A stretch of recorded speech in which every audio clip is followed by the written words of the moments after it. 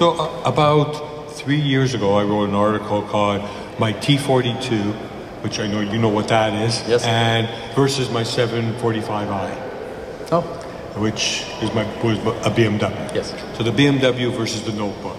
And the whole objective of the article was that when you buy a notebook, which in my opinion is probably the most complete solution that you can buy off the rack. Not perfect, definitely not perfect, but it's the most complete, most close to being that. And obviously when you buy a car, it's a complete solution in itself. And the comments that I was making in there and trying to explain was that you have in the computer business, you guys go out, you buy some of the pieces that are needed, you put it together so you have the box, and then you give it to a reseller who then has to add the other things such as software, custom apps, internet access, who the carrier is, and all the rest of it, and then it's sold to a customer. Okay. Whereas with the BMW, I go in there, they give me one thing, I buy right from the manufacturer or from the manufacturer's agent, but who they own anyways. They've already got it all figured out between them, and if I have a problem with my car, I drive it back in, and they say to me, not only do they say, we'll fix it for you, but they say, here's another car for free that you can take home with you. Right. In our industry, that doesn't happen. In our industry, if something goes wrong with the notebook, the first thing that everybody asks is, okay, well, did you go on the internet? Did you load something? Do you have viruses in there? Did you drop it? Did you do this? Did you do that? And there's all that. Do you think where do you think that goes in our industry? Like, do you think over time with the cloud and all that, that's going to go away? And if so, who's going to actually have to pay, or who's going to be the person that's going to step up in the cloud when a customer has a problem and say, I'll take responsibility for everything? Okay, it's a great question, and I'm going to tell a little bit of a story because you related the BMW to the T42, and I'm not sure if listeners would know this story, but the ThinkPad came out in 1991, and the ThinkPad name itself was the first time IBM had ever put a brand to a product, as opposed to a number. OS2, AS400, RS6000, PS2, everything in IBM's history was a number or a slash. It was the first time that IBM actually brought out a brand around a product. The second part of the ThinkPad naming team's challenge is how to number it, or how to categorize the different models. And for those that are historians will know that the first ThinkPad was a ThinkPad 700. Follow-ons were a 300, there was a 500. The internal story that is written in the ThinkPad book is that they followed BMW's naming structure. So your T42, the predecessor to that, was the ThinkPad 770, and the ThinkPad 770 was named after the BMW 745. It was the 7 Series BMW. And if you wanted a 3 class, you could go down to our 300 series ThinkPad. So it was a direct relation to BMW, so you were probably, if you didn't know that story, you were probably very insightful in your blog. So actually, when I wrote it, I didn't think about it, but I did know that. Okay. To answer your question, I think really the answer of services has been to follow the discussion we've had on managed services.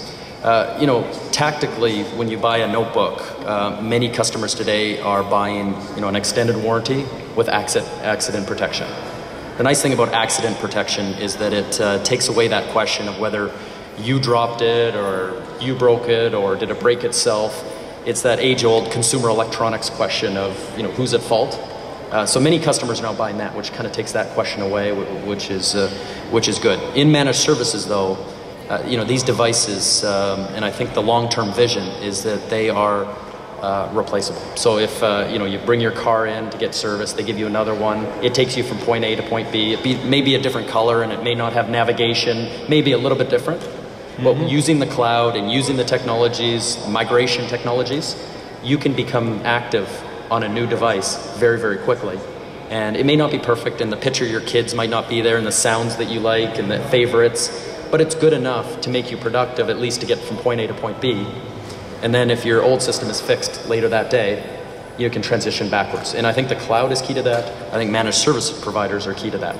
Gone are the days for those businesses who buy almost through retail channels that have to mail in their laptop when it breaks and don't get it back for a week, and completely disrupt their business. That model is... They just go on holidays. Or I guess they go on holidays and hope it doesn't break too often. Yeah, and I think it's a really important part, because I think at the end of the day, and I think Lenovo understands this very well, that a VAR has to earn money for what they do.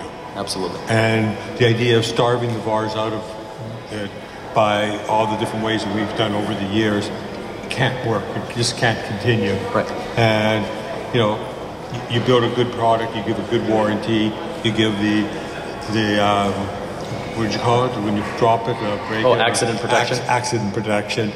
You know, so you're doing your share. Mm-hmm. Now, at least if the VAR has to, he may not get paid for his time to pick it up if he's depending on how he works with his clients.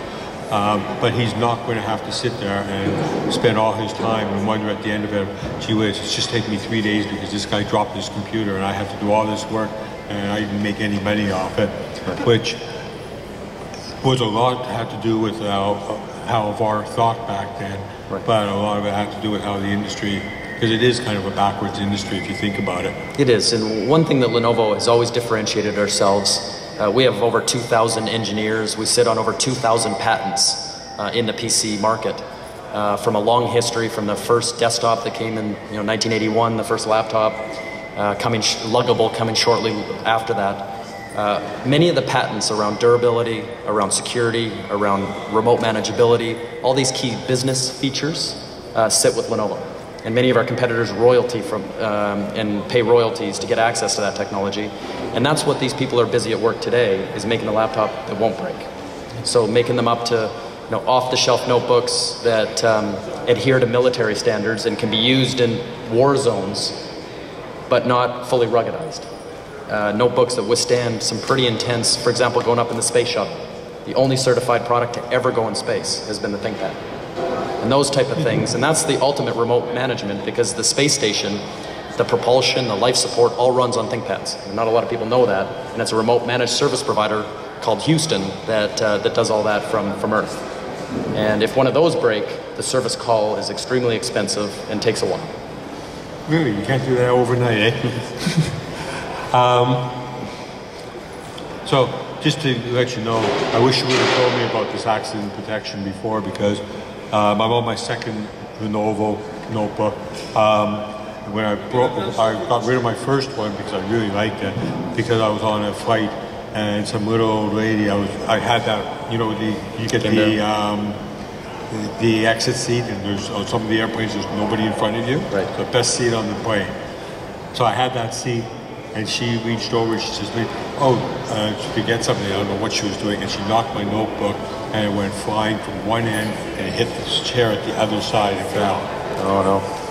So it didn't last that. But if I would have had the protection, you would have been fine. I should have had it. However, I did, and I'll be very honest about it, I phoned my VAR up because I was flying into Dominican Republic. First thing I did when I got there was I phoned him up and I said, I need you to get me another notebook. He says, okay, well, I'll look around and tell you which one's the best one. I go, no. I have my T42, you tell me what's the closest thing to that, and you get that for me, and have it on my desk when I get home. So, obviously, I must have liked it.